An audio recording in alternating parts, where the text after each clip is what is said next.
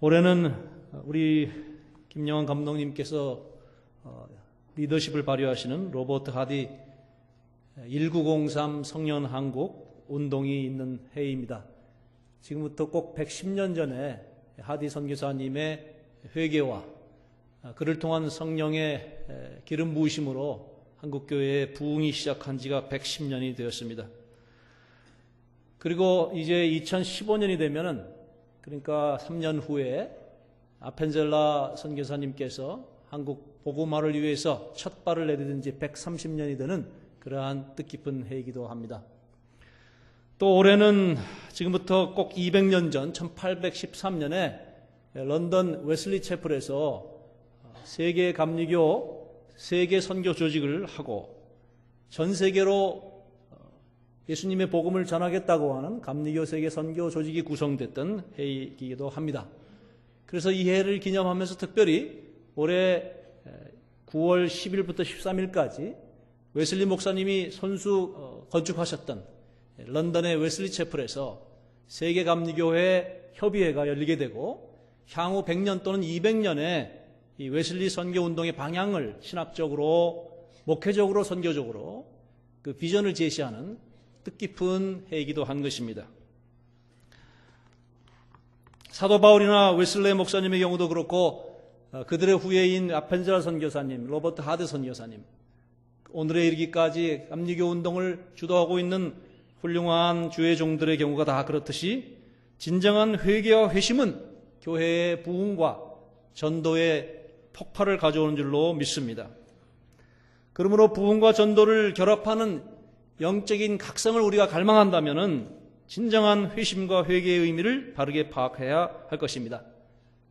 우리가 보통 회개란 말을 쓰고 마음이 회심했다, 마음이 하나님 앞에 돌아왔다, 그런 표현을 많이 쓰는데, 하나님께서는 예레미야 3장 11절에 보니까 여호와께서 내게 이르시되 배역한 이스라엘은 반역한 유다보다 자신이 더 의로움이 나타나나니, 이렇게 말씀하시면서 그 당시에 예레미야 선지자 당시에 유다 남쪽 왕국과 북쪽의 이스라엘 왕국이 마치 오늘날 북한과 남한으로 나누어져 있는 것처럼 분단된 민족 속에서 하나님께서 나라 잃고 유민으로 방황하는 북쪽의 이스라엘 백성들을 긍휼히 여기시면서 남쪽의 유다 왕국에서 예루살렘 성전에서 예배를 드리지만 마음속으로는 우상을 섬기는 가증한 유다인들을 향해서 꾸짖으시면서 하나님께서 배역한 이스라엘은 반역한 유다보다 더 의로움이 나타났다고 하시는 말씀을 하신 것을 볼 수가 있습니다.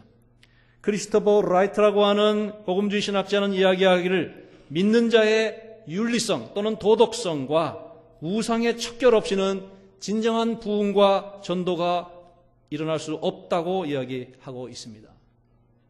여러분, 우리가 도덕적으로 하나님 앞에 정결하지 아니하면, 우리 속에 겉으로 하는 하나님을 믿는 믿음이 아니라 우리 속에 우상을 척결하지 아니하면, 정욕과 교만과 위선과 온갖 가증한 죄악들을 척결하지 아니하면 진정한 부흥이 일어날 수 없다라고 하는 것입니다. 1903년 8월에 하디 선교사님은 원산 감리교회 교우들 앞에서 선교사인 자신의 교만과 고집만이 아니라 믿음이 없었음을, 그 영어 기록에 보면 lack of faith라고 이렇게 표현하고 있어요. 믿음이 없었다. 믿음이 있는 척하면서 콧대 높은 서양 선교사로 그렇게 선교하려고 했지만은 하나님의 역사가 일어나지 않게 될 때에 하나님 말씀을 읽고 공부하고 기도하는 가운데 자기에게 하나님의 성령의 기름 부으심이 없었으면, 그것은 자기가 진정한 회개를 하지 못했기 때문에, 결국 가서 나는 믿음이 없기 때문에 그렇다고 하는 것을 자백하게 되었던 것입니다. 우리 한국 백성들은 정이 많은 민족입니다. 콧대 높은 서양 선교사가 자신의 교만만이 아니라 하나님 앞에 반역함을 고백하게 될 때에, 선교사님 나도 죄인입니다, 나도 선교사님을 미워했습니다, 선교사님은 의료 선교사로 이 땅에 오셔서 병자들을 치유하게 했지만 선교사님이 너무 냉랭하고 교만하고 싫어가지고 아파도 선교사님한테 나아가지 않았습니다. 근데 오늘 선교사님께서 자발적으로 하나님 앞에 회개하고 눈물을 흘리신 것을 보게 될 때 우리도 회개하고 하나님 앞에 나옵니다. 그 이후 하디 선교사님은 손만 대고 기도만 해도 병자가 치유되는 역사가 나타났다는 사실을 우리는 알 수가 있는 것입니다. 여러분, 오늘 우리는 다른 사람들 앞에서, 우리 민족 앞에서, 북한 백성들을 향해서, 세계 민족을 향해서 하나님을 믿고 회개하고 돌아오라고 얘기하기 전에 진정한 부흥이 일어나기 위해서는 먼저 믿는 우리들이 하나님 앞에 반역함을, 배역함을 회개하고 참여해야 할 줄로 믿습니다. 예레미야는 예루살렘 성전을 중심으로 자만에 빠져 온갖 불의와 타락을 일삼았던 유다의 종교 지도자들과 백성들의 반역함을 가차없이 하나님의 심판으로 꾸짖으면서 패망한 북왕국 유민들을 향해서 마치 남편과 아비의 심정으로 집 나간 아내와 자식을 위해 간절히 호소하는 하나님의 뜨거운 심정과 하나님의 뜨거운 사랑을 전파한 것을 알 수가 있습니다. 여러분, 북한의 위협을 두려워하지 마십시오. 바로 그것이 북한의 독재자들이 원하는 것입니다. 오히려 북한의 우리 동포들을 불쌍히 여기는 기도를 올려야 할 줄로 믿습니다. 전쟁은 여호와의 손에 달렸다고 성경은 이야기하고 있습니다. 하나님이 이 민족을, 기도하는 교회가 있는 이 민족을 지켜주실 것이고 북한의 동포들을 복음으로 해방하고 저들을 불쌍히 여기는 그런 놀라운 부흥이 이 땅에 일어나야 될 줄로 믿습니다. 20세기의 저명한 웨슬리 연구가인 알버트 아우틀러 박사는 웨슬리 회심을 가리켜서 올더스케이에서 일어난 뜨거운 회심의 역사만이 아니라 그것은 죄인들을 긍휼히 여기게 된 웨슬리의 젊은 냉정하고 냉랭하고 교만했던 웨슬리, 이 신학자 웨슬리의 따뜻한 마음으로의 변화라고 이야기하고 있습니다. warm heartedness. 그 올더스케이에 대해서 뜨거워진 것만이 아니라 성령으로 뜨거워진 것만이 아니라 그 인격이, 거룩한 인격이 따뜻한 인격으로, 냉랭한 사람이 거룩하고 따뜻한 인격으로 변화됐다고 이야기하고 있는 것입니다. 여러분, 웨슬리 목사님이 설교를 이렇게 보면은 150여 편의 공식 설교가 있어요. 그런데 그것을 찬찬히 살펴보면 이 부흥이라고 하는 단어, revival, 우리가 요즘 얘기하는 부흥이라고 하는 단어를 찾아보려고 하는데 잘 찾아지지 않습니다. 이 감리교 운동을 가리켜서 많은 교회사학자들이나 신학자들이 감리교 부흥으로 부르거든요. Methodist Revival 이렇게 얘기합니다. 근데 정작 웨슬리 목사님은 Revival이라는 말을 많이 쓰지 않았는데 제가 최근에 웨슬리 목사님 설교를 찬찬히 살피면서 이 Revival이라는 말이 10여 차례 나오고 있는 설교를 발견하게 됐어요. 그게 1776년에 하신 설교입니다. Laying the Foundation of the City Road Church. 시티로드가에 있는 교회에 초석을 놓으며 아까 제가 말씀드렸던 런던 웨슬리 채플 그 초석을 놓으면서 1776년에 하신 설교입니다. 이 설교에서 리바이벌이라는 말을 10여 차례 반복해서 이야기하고 있는 것입니다. 진정한 리바이벌, 이 감리교의 진정한 부흥이 무엇이냐? 영적인 이 각성의 의미가 무엇이냐? 그것은 참 성경적이고 초대교회적인 이 사랑의 부흥이다. 하나님을 사랑하고 이웃을 사랑하는 그 사랑이 부흥하는 것이 진정한 부흥이라고 웨슬리는 이야기하고 있습니다. 그러면서 영국 성경의 기도문을 이렇게 옮겨서 여러분에게 말씀드려 보겠습니다.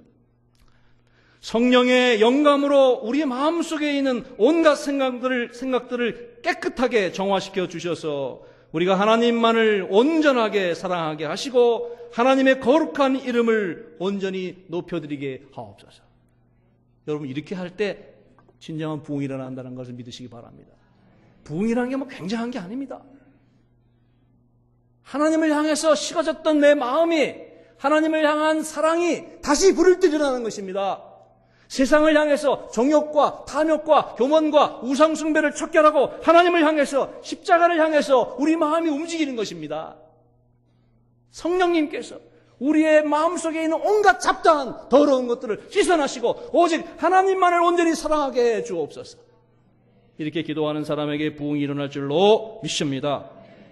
하나님을 향한 사랑의 부흥만이 아니라 하나님을 향한 사랑의 부흥을 체험한 사람은 이웃을 향한 따뜻한 사랑의 부흥을 느끼게 되는 것입니다. 이웃을 향한 warm heart 또는 warm heartedness, 따뜻한 마음. 냉랭한 세대에 절망하고 상처 입은 영혼들을 향해서 그들을 정죄하는 것이 아니라 그들을 향해서 긍휼히 여기는 마음, 그리스도의 심장으로, 하나님의 심정으로 그를 바라보고 긍휼히 여기고 불쌍히 여기는 마음을 갖게 되는 것, 그 사랑의 부흥이 진정한 부흥인 줄로 믿으시기를 바랍니다. 한국감리교회가 진정으로 부흥과 전도를 결합한 새로운 각성 운동이 일어날 수 있기 위해서는 성령으로 뜨거워야 될 줄로 믿습니다. 이것이 반역한 죄인들을 향한 하나님의 지엄하신 심판을 그리스도의 십자가의 보혈로 담당하신 은혜에 대한 우리들의 올바른 반응이 될 것입니다. 그것이 바로 엘리야의 갈멜산이요, 사도 바울의 다메섹 도성이며 웨슬리의 올더스에 있어서 일어난 사건입니다. 그러나 여러분, 뜨거운 신앙체험, 그것은 따뜻한 인격으로의 변화를 가져오는, 우리가 그것을 웨슬리 신학에서는 성화라고 합니다. 거룩하게 인격이 변화되는 것을 말하는 것입니다. 냉랭한 사람이 따뜻한 사람이 되는 거예요. 매몰찬 사람이 인정 있는 사람이 되는 거예요. 사랑이 없는 사람이 사랑의 사람이 되는 겁니다. 이러한 성화의 영성이 없이는, 뜨거움만 가지고는 독선과 자기의와 교만과 아집에 빠질 수 있습니다. 여러분, 엘리야가 호렙산의 지진과 불벼락이 지나간 후에 세미한 음성을 듣지 못했다면, 사도 바울이 산을 옮길 만한 믿음을 가졌다 할지라도 사랑이 없으면 나는 아무것도 아니라고 하는 것을 깨닫지 못했다면, 웨슬리 목사님이 올더스게이트의 뜨거운 체험 이후에 바로 그 다음에 1738년 5월 24일 웨슬리의 회심, 바로 그 다음에 1739년 4월 1일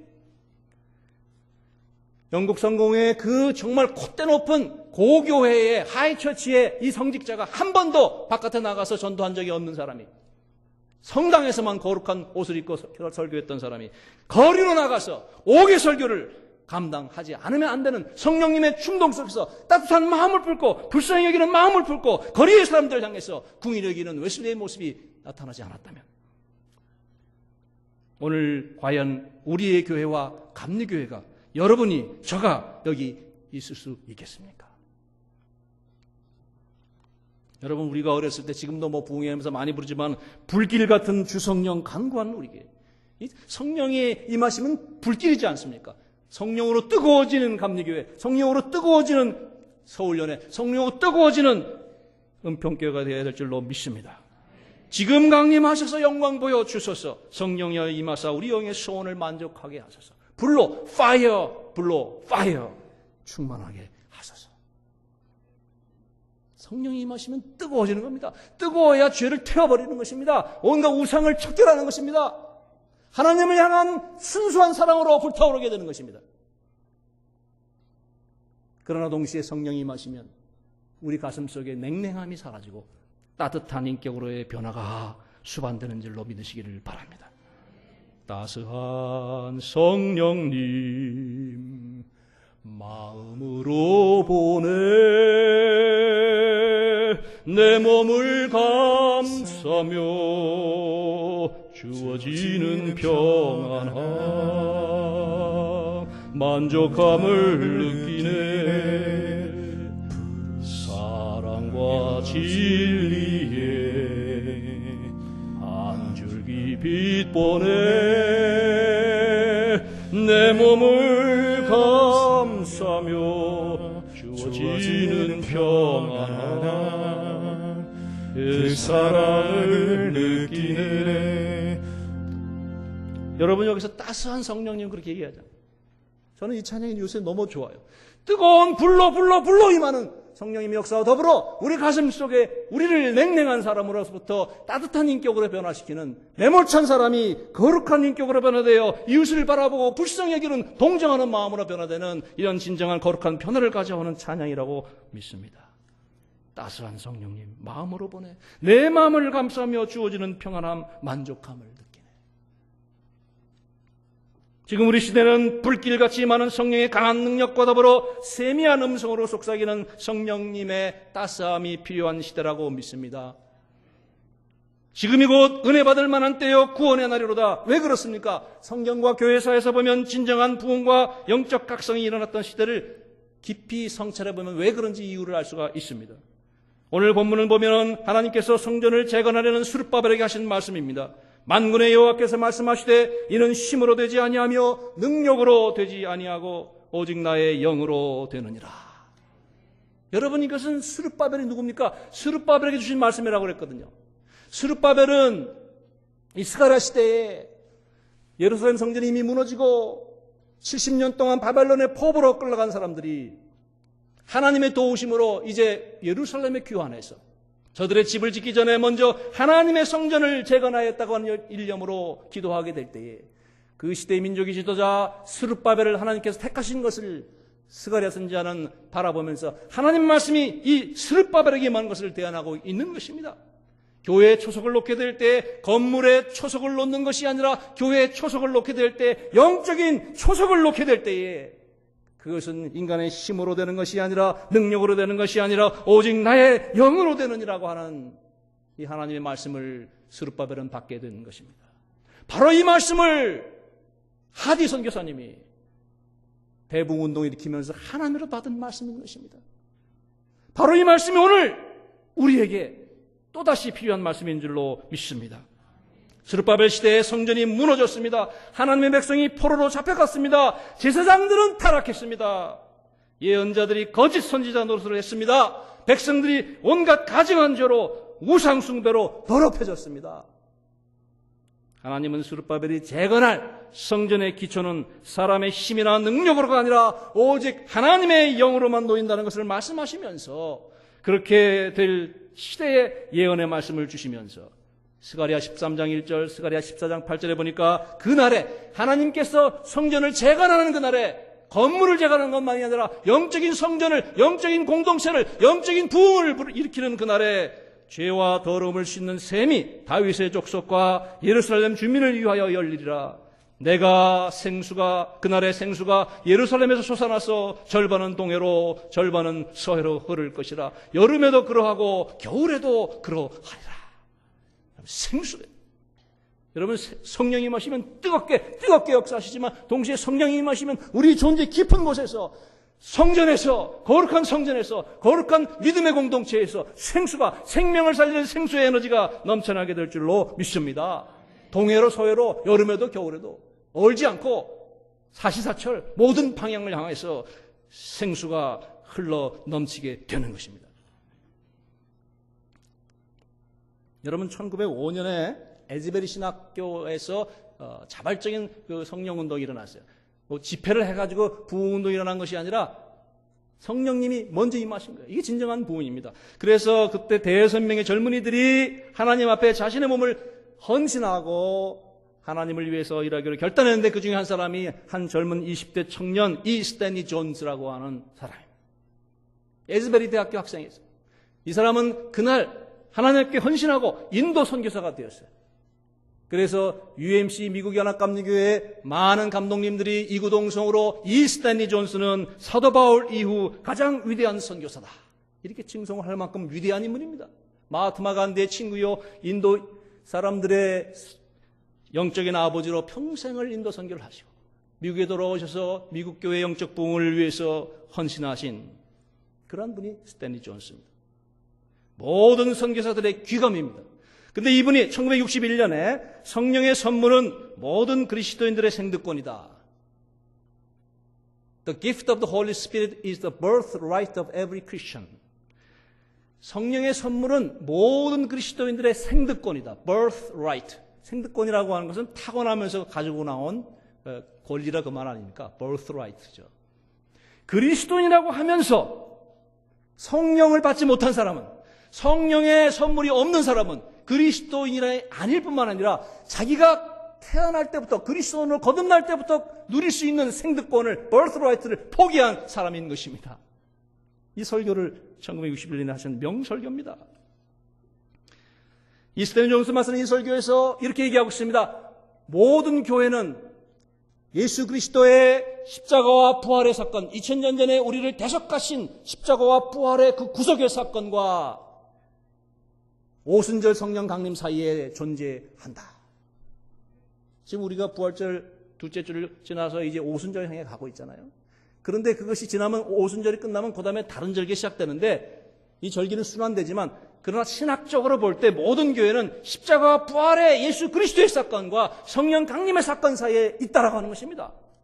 이것을 우리가 잘 깨달아 알아야 되는 거예요. 많은 교회는 십자가와 부활 사건을 중요하게 생각하는데 성령의 강림과 성령의 기름 부으심이 없기 때문에 예수 그리스도의 십자가 사건의 그 신앙 고백이 머리와 생각으로만 남아있어요. 교리로만, 신학으로만 그렇게 이해될 뿐입니다. 많은 교회가 성령 강림을 강조하고 성령의 뜨거움과 성령의 은사와 성령의 열매와 성령의 역사를 얘기하는데 그 성령이 예수 그리스도의 십자가와 부활의 공로를 위한 성령의 강림인지를 깨닫지 못하는 교회가 있습니다. 많이 이단이 되고 광신주의에 빠지는 거예요.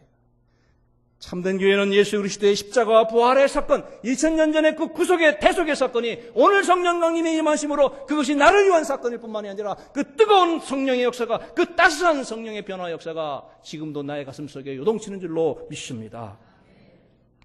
제가 이 스탠리 존스 박사의 설교를 읽고 설교 준비를 하다가 토요일 저녁에 깜빡 잠이 들었습니다.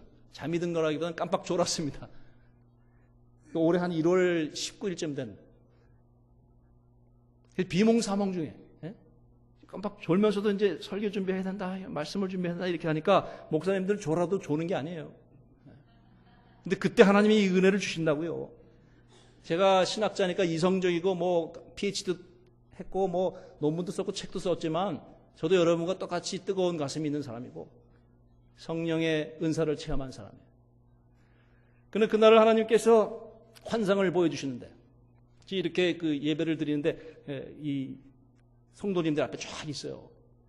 그런데 이렇게 설교를 하려고 다 냈었어요. 지금처럼. 그런데 위에서부터 뭐가 내려오는 거예요. 그래서 제가 설교를 하려고 그러다가 눈을 이렇게 뜨고 보니까 위에서 내려오는데 휘황찬란한 선물이 하나 내려오는 선물 박스가 딱 포장이 잘 돼가지고 말이죠. 바짝바짝바짝. 그러니까 설교할 생각 안 하고 그것만 보고 있는 거예요. 딱 내려오는데 줄을 달아 내려오듯이 말이죠. 줄이 안 달려있는데. 이렇게 하나님이 하시니까 그렇게 해죠. 딱 내려오셔 여기서 딱 멈추는 거예요. 제 눈앞에서. 근데 속으로 성령님께서 이렇게 보니까 제 오른손에 손가위가 있는 거예요. 어느새 손가위가 있는 거예요. 선물을 취해라. 선물을 가져라. 그러면 이 리본을 자르고 선물 포장을 열고 선물 박스에서 선물을 꺼내야 되지 않습니까? 그래서 제가 이렇게 하려고 그러는데 너무나 선물 박스와 이 리본과 이것이 너무 귀해 보고 너무 아까워가지고 감히 이걸 자르지를 못하겠는 거예요. 그래서 어떡하지? 이러다가 깼어요. 정말 아쉬운지 말이죠. 여러분 그런데 우리가 다 그래요. 하나님께서 성령이라고 하는 성령님이라는 선물을 우리에게 주셨는데 우리는 그것을 포장채 가지고 다니면서 교회에 왔다가 성령의 박스를 받고 집에 갖다 놓고 집에 갖다 모셔놨다가 또 잊어버리고 하나님께서 그 성령을 취하라고 하셨는데 성령의 선물을 너희가 꺼내 가지라고 성령의 능력을 입으라고 성령의 따뜻한 가슴을 가지라고 하나님께서 그렇게 약속하시고 명령하시고 재촉하시는데 우리는 박스채 가지고 왔다 갔다만 하다가 만단 말이에요. 성령의 선물을 취하는 여러분 되시기를 바랍니다. 여러분 예수님 당시에도 그런 사람들이 많이 있었어요. 예수님 야이로 회당장 딸이 죽었을 때 수많은 사람이 예수님 뒤를 따랐습니다. 그래서 예수님이 지금 무슨 일 하나 보자. 굉장하다 이러고 따라가는데 수백 명 수천 명이 무리들이 에워쌌지만 그 어느 누구도 예수님의 성령의 능력을 입은 사람은 없었습니다. 딱 한 사람이 있었죠.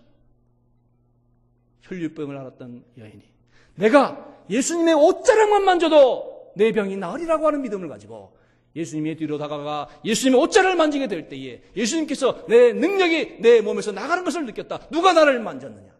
그러니까 멍청한 제자들이 이야기하기를 예수님 수백 명 수천 명이 에워싸가지고 이렇게 하는데 뭐 부딪힐 수도 있고 만질 수도 있고 그런데 뭘 예수님 그런 얘기 하십니까? 영적으로 모르는 사람들이죠.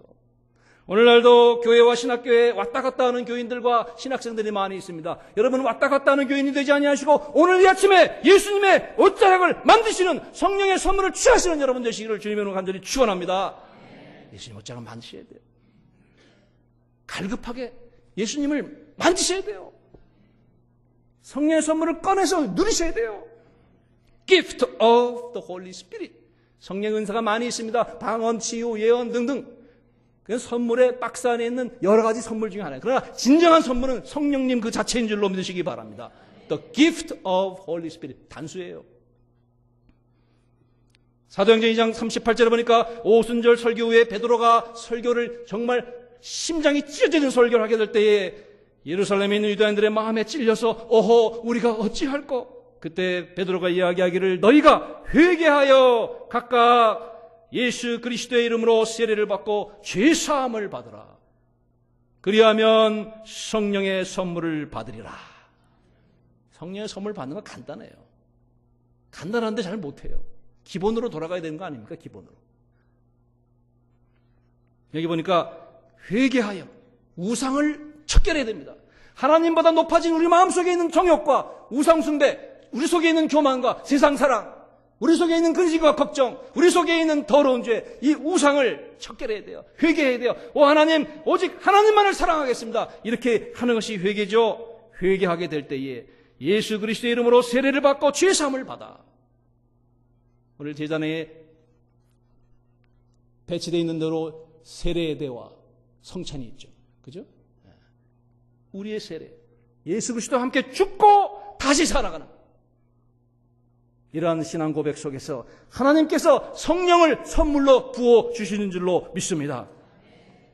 요엘서 2장 28절에 보면 우리가 잘 아는 말씀이 있죠. 그 후에 내가 내 영을 만민에게 부어주리니 너희 자녀들이 장래일을 말할 것이며 너희 늙은이는 환상을 보고 꿈을 꾸고 너희 젊은이는 이상 비전을 보게 될 것이며 그때 내가 만민에게 남녀조들의 내 영을 부어주리니 하늘과 땅의 이적을 보여줄 것인데 피와 불과 연기 기둥이라.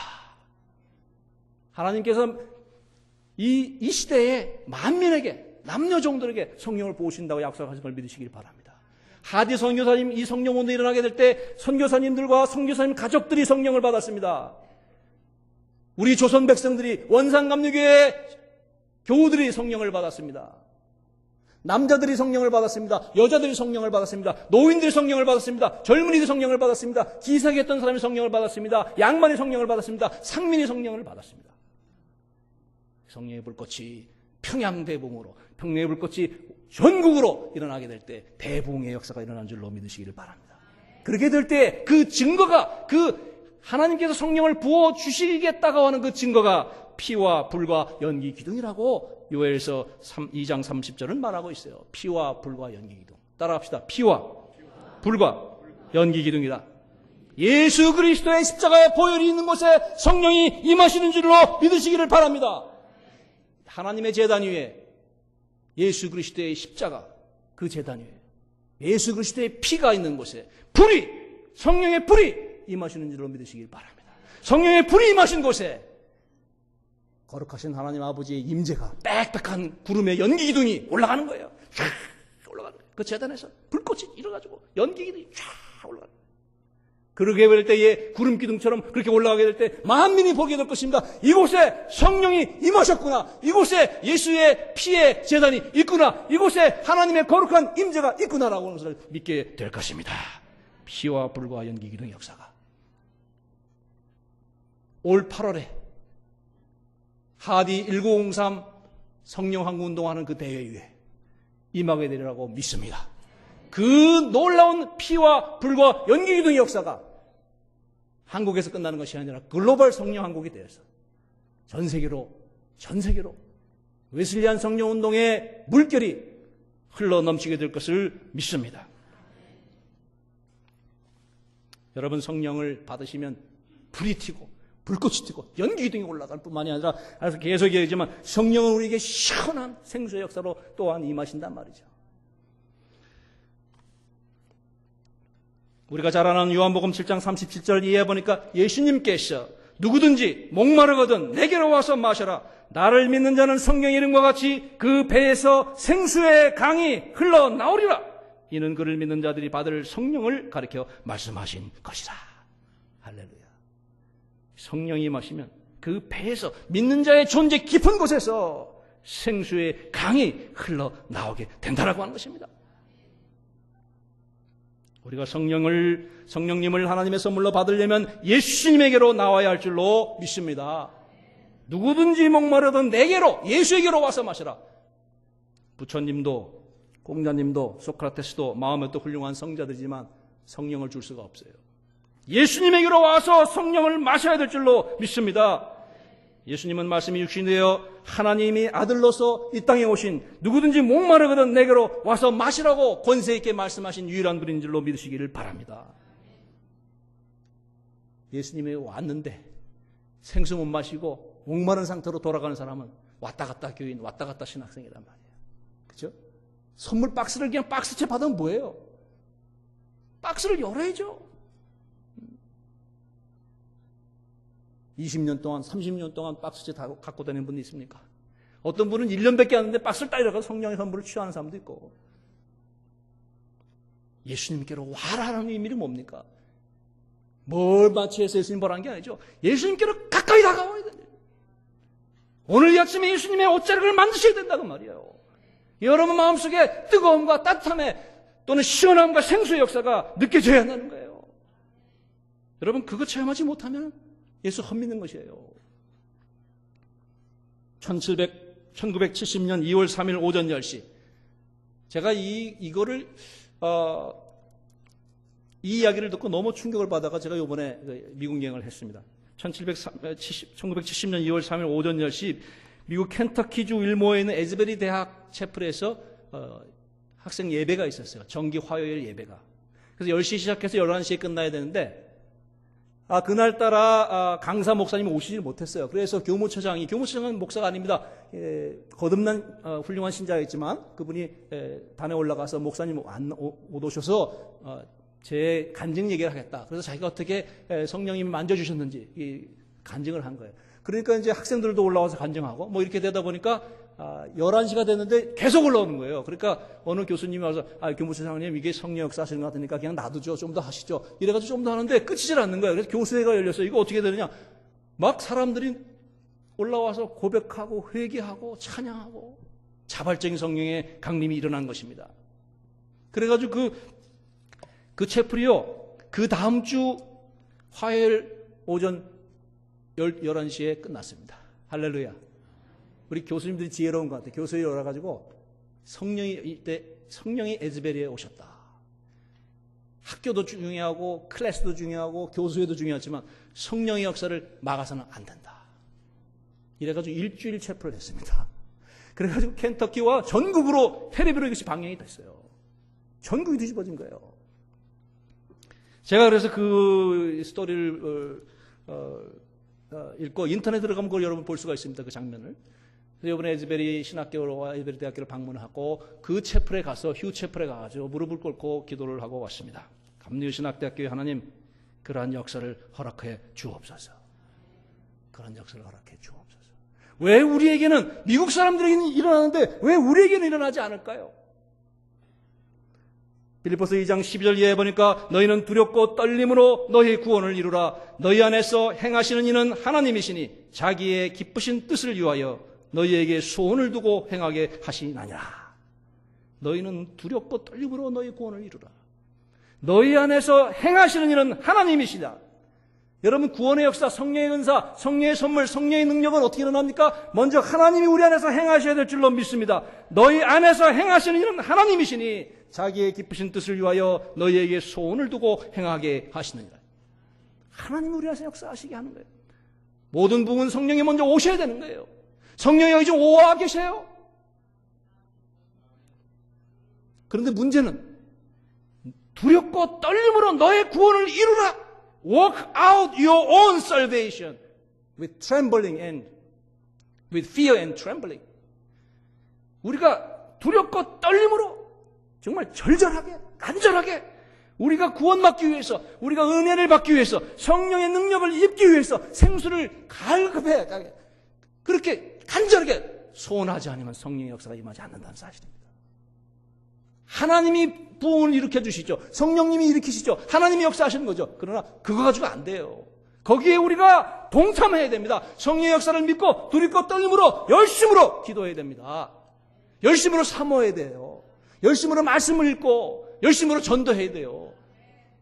난 믿음이 없어서 전도 못한다. 믿음이 생길 때까지 전도해야 될 줄로 믿습니다. 여러분 그렇게 해야 하나님이 우리에게 부흥을 주시는 것입니다. 우리 신학교에도 그러한 에즈베리를 능가하는 하나님의 자발적인 성령의 부흥 역사가 일어나기 위해서는 저부터가 총장부터가 그렇게 기도하고 있습니다. 우리 교수들이 그렇게 기도하고 있어요. 우리 학생들이 24시간 기도 운동을 시작했습니다. 감신에서. 여러분 놀라웠죠? 이미 하고 있어요. 신학생들이 그거 하고 있어요. 여러분도 그렇게 해야 됩니다. 우리 감리교를 뒤집으려면, 세계교회를 변화시키려면 그런 기도 운동이 일어나야 돼요. 두렵고 떨림으로 너의 구원을 이루라. 열심으로 사모하면서 하나님이 일하시니 나도 일한다. 예수님 말씀하신 것처럼 하나님이 일하시니까 나도 일하겠다. 나도 열심히 간구하겠다. 라고 할 때에 성령의 기름 부으심이 일어날 줄로 믿습니다. 사랑하는 성도 여러분, 우리 시대는 정말 성령님의 기름 부으심을 간절하게 사모하지만, 많은 사람들이 부흥은 이야기하지만, 많은 사람들이 교회의 변화를 얘기하지만 왜 그것이 일어나지 못할까? 다시 계속해서 이야기하지만 우리 속에 우상이 하나님보다 더 사랑하는 것이 있기 때문이에요. 하나님을 향한 사랑이 먼저 우리 마음 가운데 부흥이 일어나지 않는 한 교회는 부흥하지 않습니다.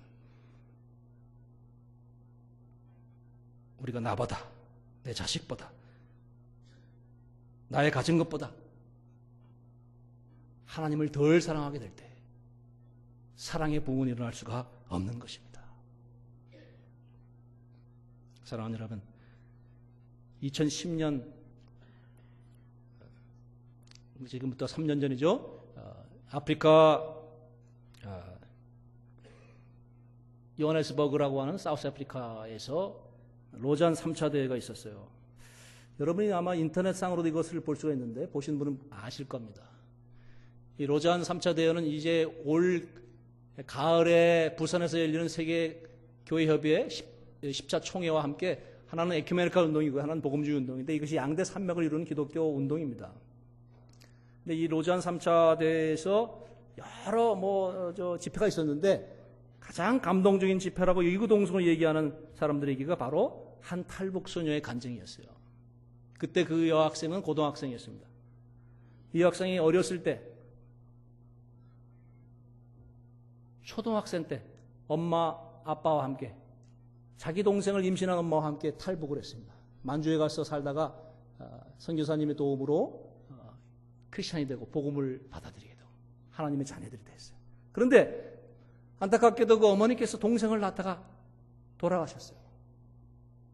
그래서 이 아이는 참 큰 슬픔에 잠기게 되고, 특별히 그 아빠가 아내를 잃고, 하나님, 내가 이 탈북을 해서 하나님 참 좋았는데 이렇게 해서 예수님 믿게 됐는데 어떻게 이런 일이 나겠습니까? 막 괴로워하다가, 하나님, 제가 북한에 선교사로 다시 들어가겠습니다. 지옥과 같은 북한을 탈출했던 사람이 말이죠, 복음을 들고 북한으로 들어갔어요. 그래서 복음을 전하는 겁니다. 그리고 얼마 있다가 다시 중국으로 왔습니다. 그리고 또 갔어요. 그런데 이번에는 돌아오지를 못했습니다. 순교해서. 여러분, 졸지에 이 여학생은 고아가 된 거예요. 예수님 믿고 고아가 됐어요. 얼마나 기가 막힌 상황입니까? 근데 이 여학생이 고등학생이 돼가지고, 한국에 와서 고등학생이 돼가지고 로잔 3차 대회에 참석해서 간증을 하는 겁니다. 서툰 영어지만 열정적으로 간증을 하는 겁니다. 저도 크면, 대학생이 되면 북한 동포를 위해서 복음을 전하겠습니다. 여러분, 그 얘기를 할 때 모든 사람이, 수천 명이 다 그 자리에 서서 박수, 스탠딩 오베이션을 한 거예요. 그 어떤 신학자의 강연보다, 그 어떤 설교자의 설교보다 이 소녀의 간증이 뭉클하게 했기 때문이죠. 무엇이 이 소녀와 그 소녀의 아버지를 지옥과도 같은 북한 땅으로 다시 들어가게 했을까요? 무엇이? 성령님이 주신 하나님의 마음인 줄로 믿습니다. 하나님 마음이, 성령님의 마음이 주어지게 될 때에 그 마음 속에 뜨거운 역사와 동시에 따뜻한 마음을 품게 되고, 긍휼히 여기는 마음을 품게 되고, 죽음을 불사하고 성령의 뜨거운 능력을 믿고 다시 죽음이 있는 곳에, 죽음이 기다리는 그곳에 들어갈 수 있는 용기가 생기는 줄로 믿습니다. 우리도 이런 마음을 품어야 될 줄로 믿습니다. 그러면서 저는 많이 회개를 했어요. 주님, 저도 이 소녀와 같이 오직 성령으로 그렇게 학생들을 가르치고, 그렇게 설교하고, 그렇게 살아갈 수 있게 해 주옵소서. 오직 성령으로 인간의 힘으로, 인간의 지혜로, 인간의 능으로 하지 아니하고 오직 성령으로. 그렇게 아버지의 마음 품고 민족을 궁히 여기고 불쌍히 여기고 정죄하는 것이 아니라 나의 우상을 척결하고 아버지의 마음 품고 주님의 눈물이 흐르는 곳에 나도 눈물을 흘리게 해주시고 주님 그렇게 가게 해 주옵소서. 아버지 당신의 마음이 있는 곳에 나의 마음이 있기를 원해요. 아버지 당신의 눈물이 고인 곳에 나의 눈물이 고이길 원해요. 아버지 당신이 바라보는 영혼에게 나의 영혼이 향하길 원해요. 아버지 당신이 울고 있는 어두운 땅에 나의 두 발이 향하길 원해요. 나의 마음이 아버지의 마음 알아. 내 모든 뜻 아버지의 뜻이 될 수 있기를 나의 온 몸이 아버지의 마음 알아. 내 모든 삶 당신의 삶 되기를. 아멘. 아버지의 마음 품으시길 바랍니다. 그리스도의 마음을 품으시길 바랍니다. 그리스도는 아버지의 본체에서나 동등대의 여김을 취하지 아니하시고 자기를 비워 종의 형상을 입어 사람이 되어 이 땅에 오셨다. 죽기까지 십자가에 복종하셨으니 그러나 하나님께서 그를 들어서 하나님 보좌 오른편에 세우시고 모든 이름 위에 뛰어난 이름을 주시고 모든 입으로 주라고 신하게 하시고 모든 무릎을 꿇게 하셨느니라. 너희는 이 마음을 품으라. 어떻게 품을 수가 있습니까? 이는 힘으로 되지 아니고 능으로 되지 아니고 오직 성령으로 되는 줄로 믿으시기 바랍니다. 우리에게 이 마음만 있다면 진정한 부흥은 이미 시작됐습니다. 우리에게 이 마음이 주어진다면 이 민족은 변화될 수가 있습니다. 남북은 통일될 수가 있습니다. 세계의 진정한 평화를 이룰 수가 있는 줄로 믿습니다. 오직 성령으로 가능합니다.